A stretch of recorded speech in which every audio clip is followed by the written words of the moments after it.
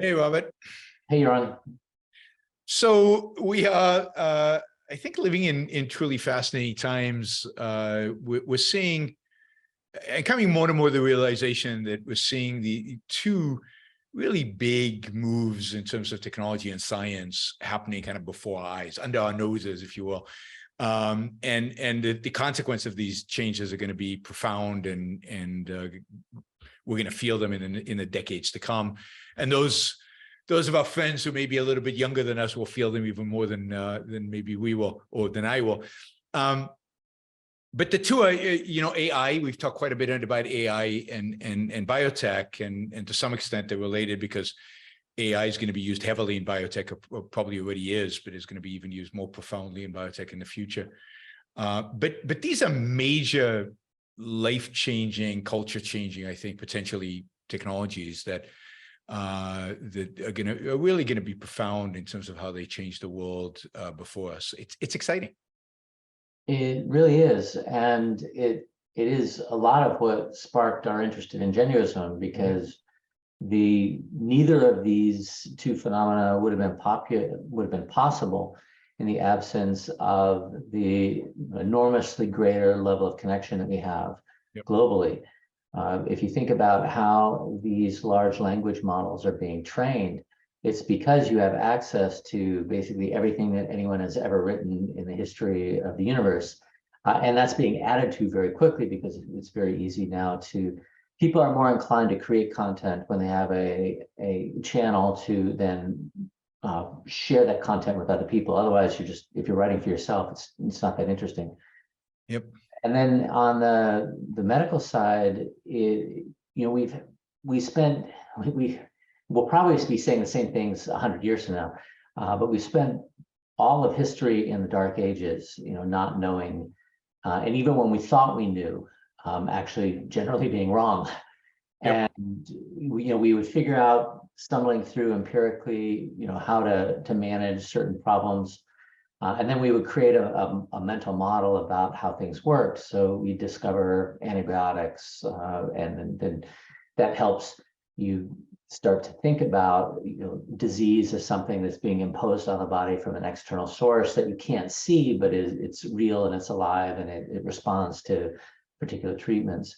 Or even before that, we've talked about scurvy, and it's just such a fascinating story, because at a time where you have no idea why people are getting sick and dying, but it's really, really important, people tend to figure things out.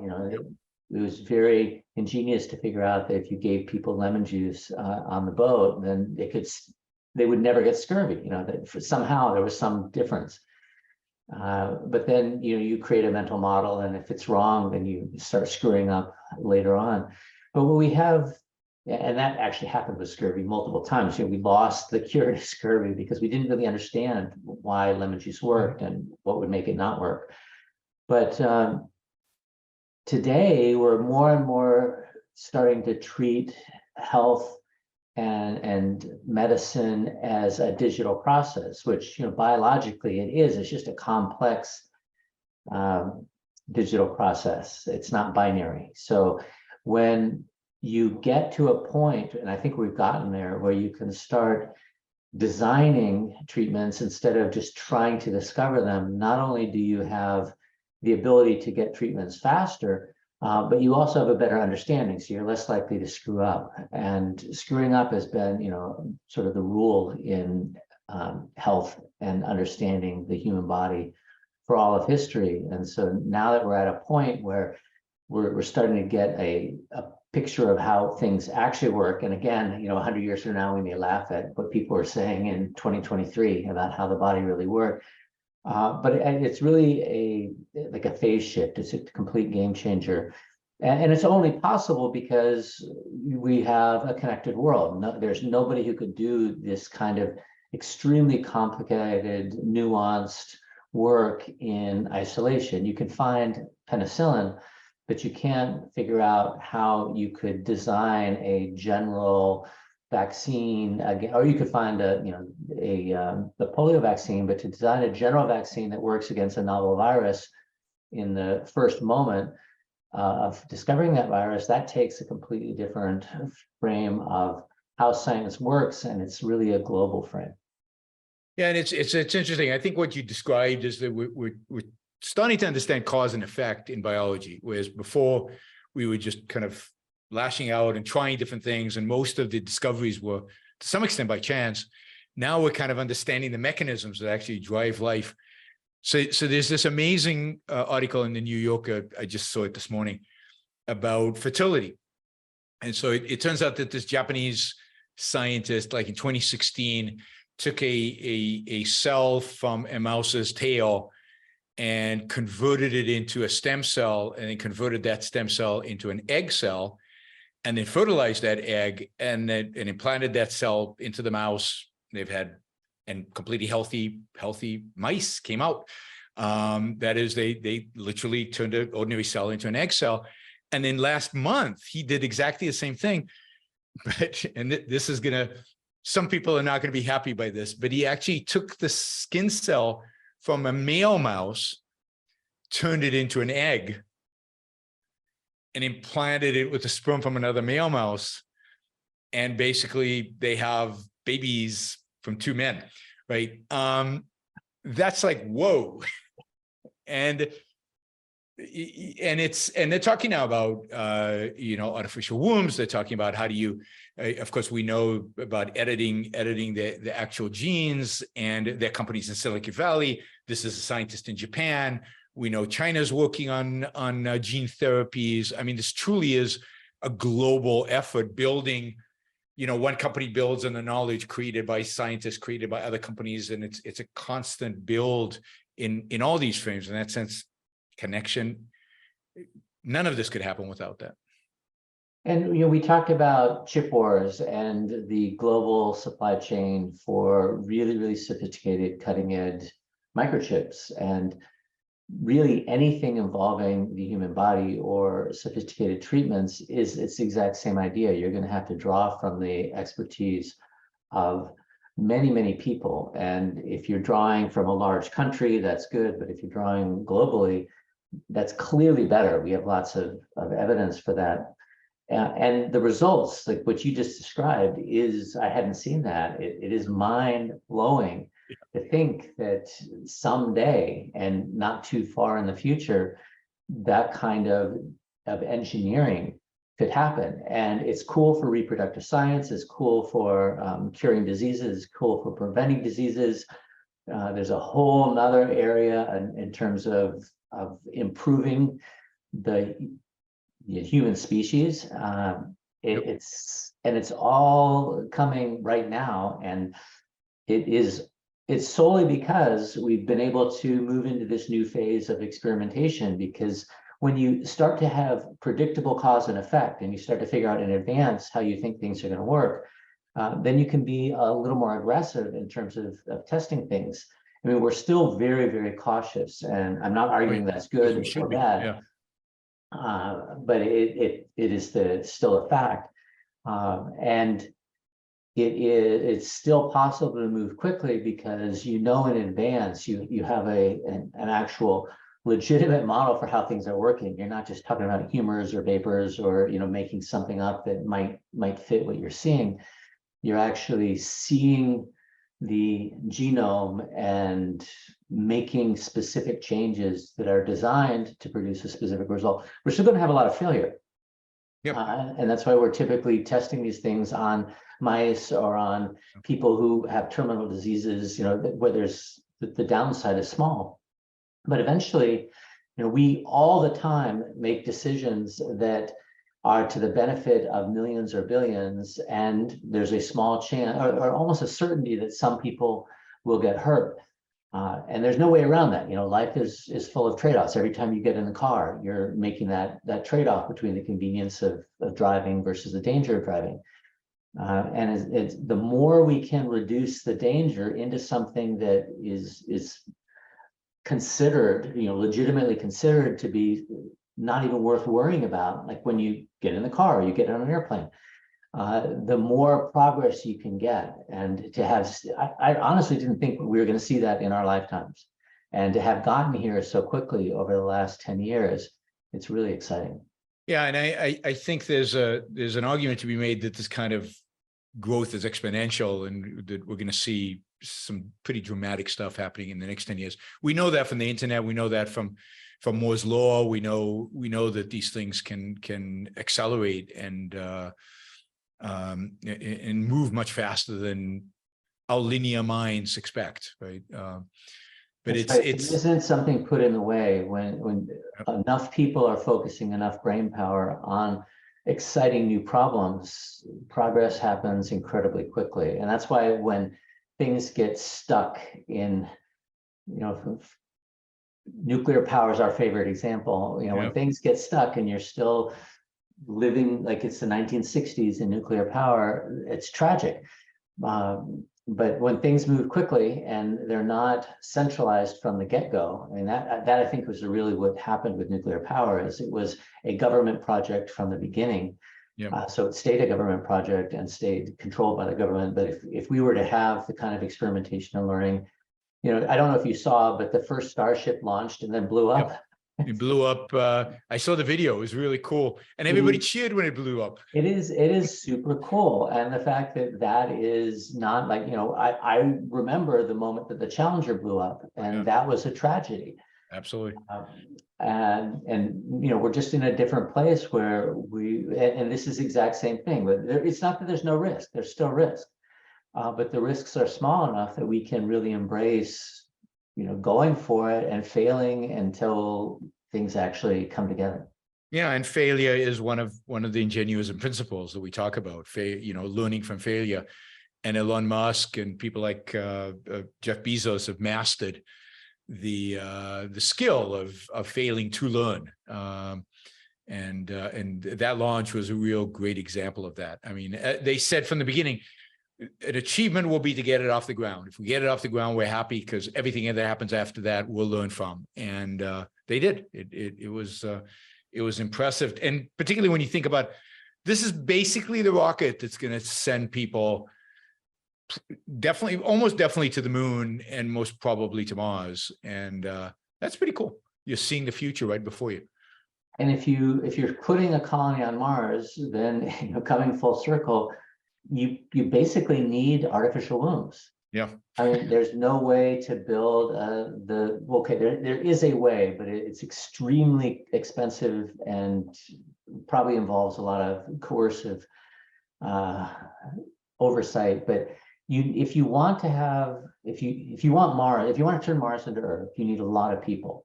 Yeah.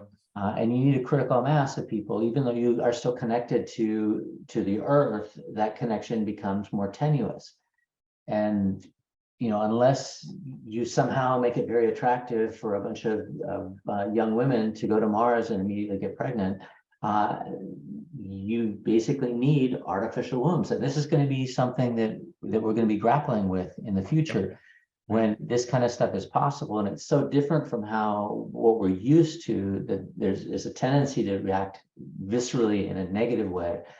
And it's a choice. Are we going to try and keep, and there are a lot of people who just want to keep the world the same, the way it is today.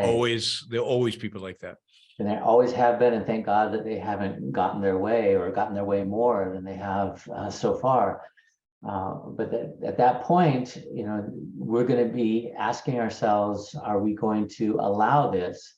And that's what Ingenuism is so important, because the principle of Ingenuism is you have to allow experimentation. You have to allow people to apply their ingenuity in the ways that are the most relevant for their lives, or else you just stifle progress. And by progress, we don't mean anything in particular. We don't mean economic growth. I mean, we do mean economic growth, but that's not what we really mean. We mean the world getting a better place, and the world getting a better place is to the benefit of all.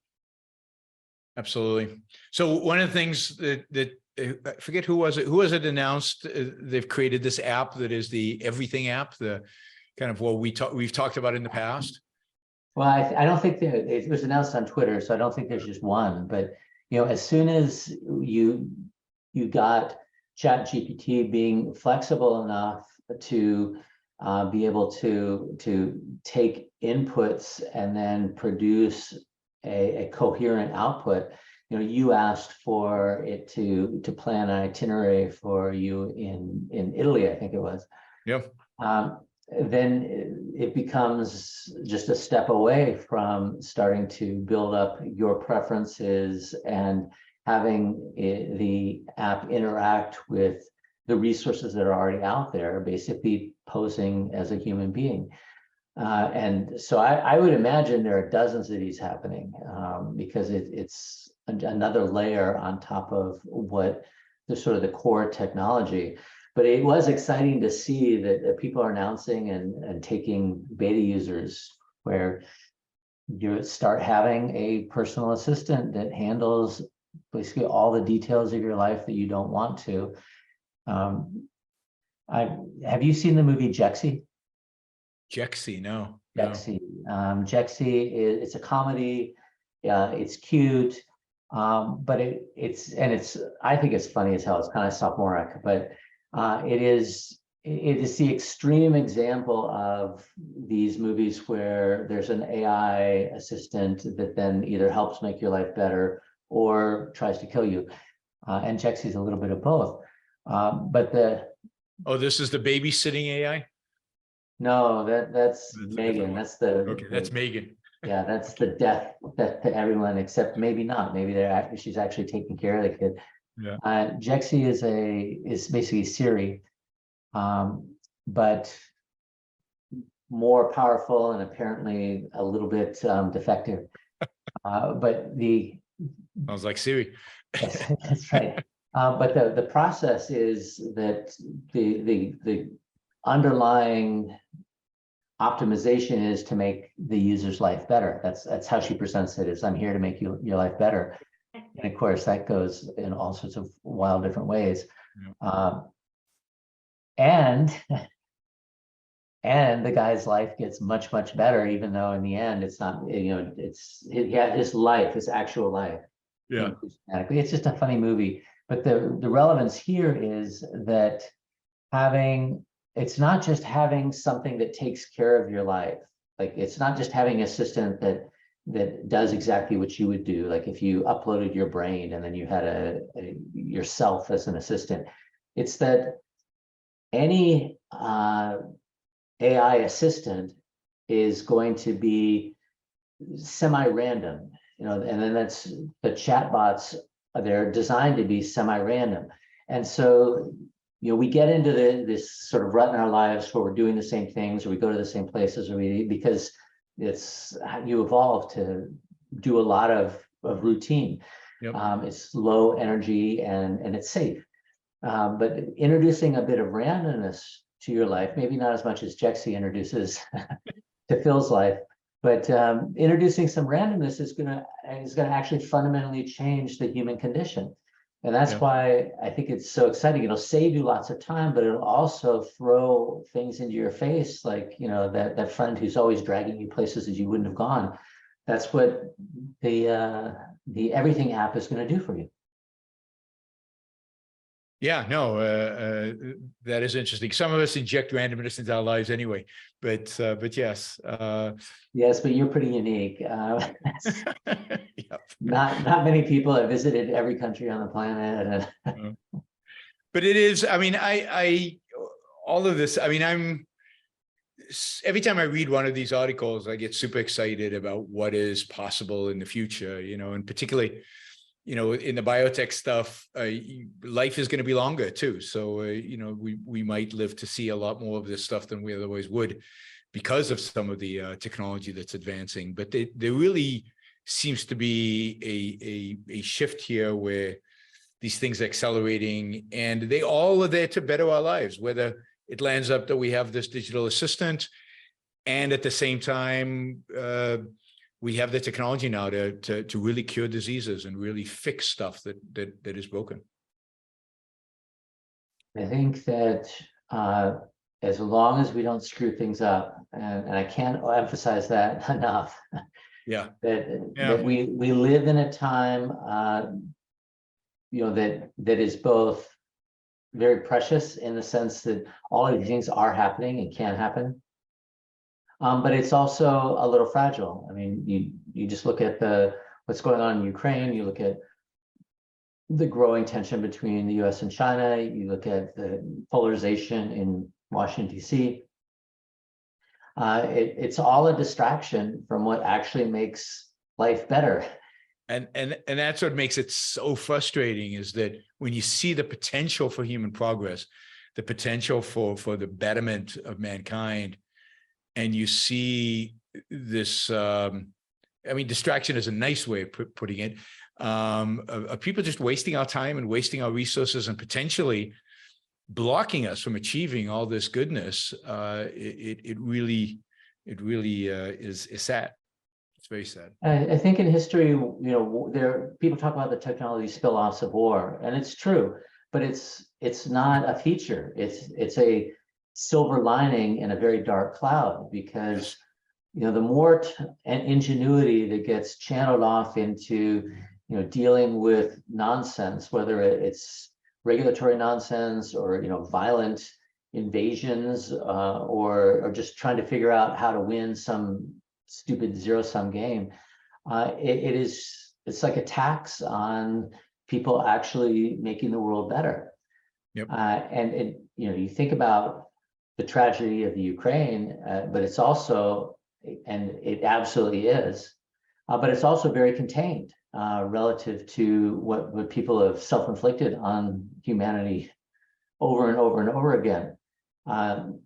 So I don't, as a bottom line, if we could agree that there's certain things that we're just not going to do because it's not to the benefit of humanity, we'd be much better off. But I don't see anyone in a strong leadership position that is putting that stake in the ground. No, and that's sad, because I mean, I think it's this principle of connection, which is so powerful, and which this war and politics seem to undermine constantly, and to some extent the tension with China. And it's not it's China's fault, it's somewhat our fault, it's a bunch of people's faults, but the fact you're cutting off 1.2 1.4 billion people potentially from this connection, and that would be tragic if it would happen. 100% agree. And so the same thing with the immigration restrictions, Yep. with things that keep people separated, that balkanize. It's not just the direct impact that you get more conflict when people are kept separate, but there also is reducing it. It's hard to quantify because it's something that's not there that could be there, but it is absolutely reducing what's available to all of us, whether it's small things or cures for cancer. It's all coming out of the same process that benefits from connection and is stymied by keeping people separate. Well, what keeps me positive is the fact that entrepreneurs and scientists seem to be able to overcome all these distractions and all this BS and move us forward. And I keep reading more and more exciting stuff about the future. So I stay positive, and I know you do too. I do like the fact that longevity, having people live longer, healthier lives. There are a few environmental extremists who are against that, but generally people in power who tend to be old, they're not inclined to get in the way of that. I mean, if Putin could become immortal, I'm sure he'd be 100% behind that. Never read George Bush's biotech panel from 2002's reports on longevity. It will depress the hell out of you. And because that comes from the right, and it's like some of the most bizarre argumentation you'll ever hear. One of the reasons longevity is bad is because divorce rates will go up. I mean, you might be willing to live with the same woman for 50 years, but 100? No way. Or the same man. Yeah. So security will go bankrupt. I mean, just the stupidest arguments one can imagine. And they have a whole list of them in this report where they come out against this technology. But yes, it seems to be gaining popularity. The resistance to it seems to be falling apart, even among some regulatory agencies. There seems to be much more openness to longevity research than there has been in the past. So if we can't agree on that we shouldn't all die, then I don't know. I would be pretty hopeless that there's anything we can agree on. Maybe we should just arrange for the people who don't agree with us to die, and we're all set. It should be an option. I'm all in favor of keeping that option open for people. All right, before this goes completely haywire, it's good to see you, Robert. Thanks, Talk next John. week. Bye.